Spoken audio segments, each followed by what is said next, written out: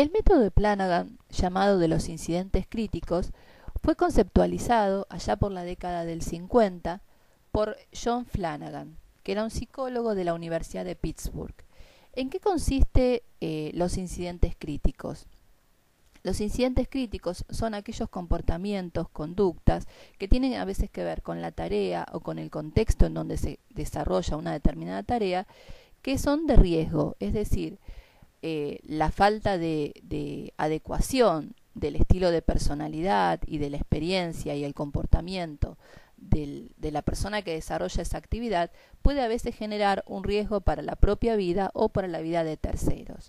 En general, este método de incidentes críticos no está pensado en el campo laboral para puestos, por ejemplo, como administrativos, sino puestos o trabajos que incluyen un riesgo en sí mismos. Por ejemplo, a veces los choferes, la gente que maneja máquinas y que una distracción en el manejo de esa máquina puede generarle un daño a la propia persona o puede generar un daño a terceros.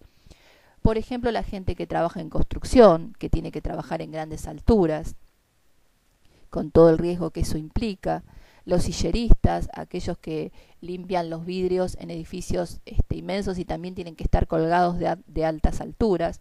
En el campo de la medicina, los enfermeros, los médicos o personal de la medicina que tiene que trabajar, por ejemplo, en enfermedades infecciosas. Entonces, la falta de previsión y de un buen control y prevención en su trabajo, por ejemplo, la colocación de los guantes, puede hacer también que se contagien enfermedades infectocontagiosas.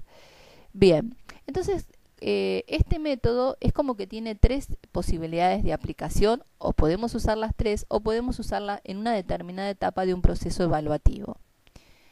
En una etapa secundaria, por ejemplo en la entrevista laboral con los postulantes, a través de preguntas que pueden ser a veces escritas o a veces ser programadas por el entrevistador, se pregunta, por ejemplo, a la persona, sobre determinado tipo de resolución de problemas o de afrontamientos que nos hacen pensar ante una situación que seguramente le va a plantear la propia tarea, ¿cómo la resolvería? O si le ha pasado situaciones en donde ha tenido que resolver una situación difícil y cómo la ha encarado y el éxito o no que haya tenido, y si la resolución no fue exitosa, en qué falló y qué hubiese, y ahora retrospectiva, qué es lo que hubiese cambiado en la forma de afrontarla. Esa sería como la más tradicional. De hecho, hay una entrevista que está como guionada, que se llama la VEI, que es la entrevista de incidentes críticos, que justamente se pregunta sobre algunas situaciones que haya tenido que resolver la persona en la vida laboral, también puede ser en la vida personal o familiar, y cómo la afrontó, cómo la resolvió, cómo se sintió y cómo pensó esa situación. Esto nos permite ver cómo la persona se organizaría ante una situación que hipotéticamente podría reproducir una similitud en el acontecimiento. Otra forma de utilizarlo también, a veces hay que ver cuando uno hace una selección de personal, el tipo de puesto, si es un puesto nuevo, si es un puesto que se cubre porque permanentemente queda vacante, o sea que se ingresa y la persona renuncia o a lo mejor también es despedida, porque hay tareas que son difíciles de realizar, o también a veces puestos que han sido realizados por un empleado a lo largo de muchos años, por lo tanto esa persona tenía toda la experiencia en esa función y es muy difícil encontrar a veces quien suplante y pueda seguir adelante de la forma que esa persona lo hacía. Por eso, volvamos al primer punto, que después esto está mucho más desarrollado en el material escrito, que sería la entrevista con el cliente. El cliente a veces puede ser la consultora que nos contrate, la empresa directamente puede ser nuestro cliente o también puede ser un particular.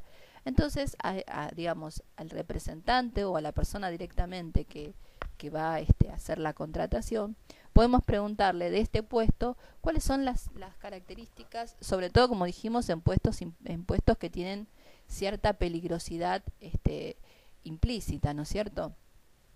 ¿Cuáles son los riesgos? ¿Cuáles son las conductas más exitosas que debería tener una persona, por ejemplo, para realizarlos? Vamos a poner un ejemplo.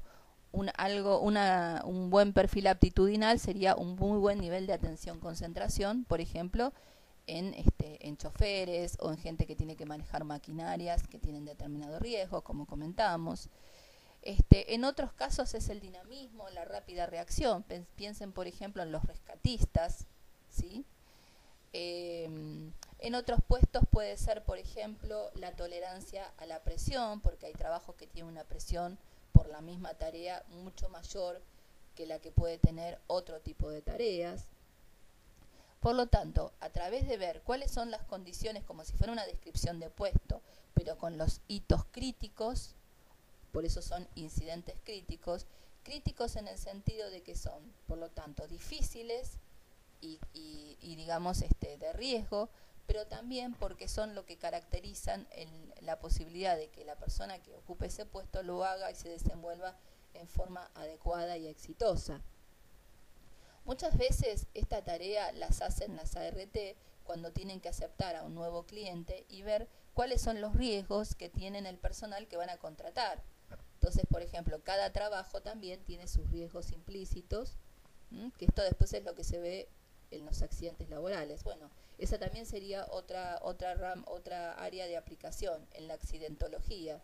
¿Cuáles son las conductas de riesgo que hace que se generen determinado tipo de accidentes? Porque eso ayudaría también a pensar cuáles son las conductas que les podrían evitar. Como vemos, es muy amplio y muy interesante.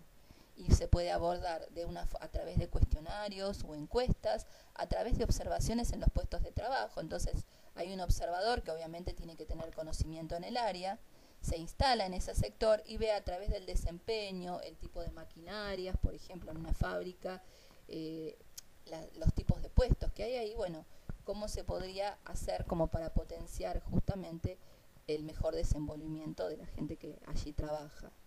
Los incidentes críticos, entonces, son un elemento importante en lo que es la etapa del diseño y construcción de un perfil de puestos. Valorarlos hace que también, cuando digamos que lo que va a seguir a posterior de esto es tratar de identificar y explorar, obviamente el psicólogo lo va a hacer a través de una batería psicotécnica completa, como siempre recomendamos, nunca test aislados, sino siempre baterías completas para establecer una dinámica de lo que son esos núcleos básicos de la personalidad. A través de eso podemos ver si esas características psicológicas, aptitudinales y las competencias se encuentran presentes en los postulantes para ese determinado tipo de puesto.